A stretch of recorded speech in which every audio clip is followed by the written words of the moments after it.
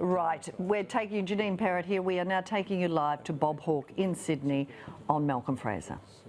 Long and distinguished political career.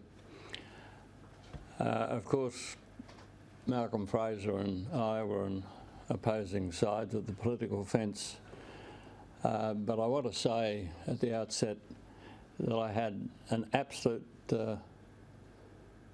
unqualified respect and admiration for one particular aspect of the political career of Malcolm Fraser, and that was he was impeccable on the questions of race and colour.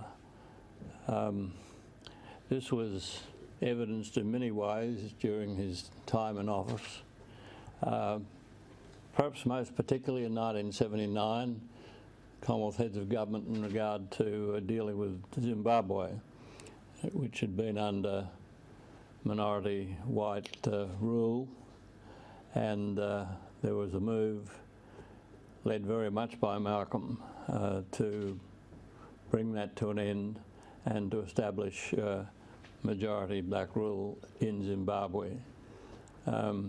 He had quite a brawl with Margaret Thatcher at that time over issues concerning that transition. But Malcolm Fraser was adamant, and his view, of course, prevailed. I also had the opportunity in 1985, when I was at the Commonwealth Heads of Government meeting in Nassau, when we established the Eminent Persons Group to go to South Africa and have that Eminent Persons Group examine ways in which we could accelerate the end of apartheid, that abominable system that operated in South Africa. As I say, I appointed Malcolm to that group, and he was co-chairman of the Eminent Persons Group and played a very important part in establishing the groundwork on which I was later able to work in bringing that system to an end. Of course, during his time as Prime Minister, he was also extraordinarily generous in welcoming refugees from Indochina. So those things will always be remembered. They're an enduring monument to Malcolm Fraser. Of course, the thing in his career, which I suppose most people do remember, is his part in the dismissal of the Whitlam government in association with Governor-General Kerr. But we shouldn't dwell on that, because we should remember that Gough and Malcolm became reconciled and became very good friends, and so if Gough could reconcile to that, we should really put that aside and not dwell on that when we're thinking about the career of Malcolm Fraser.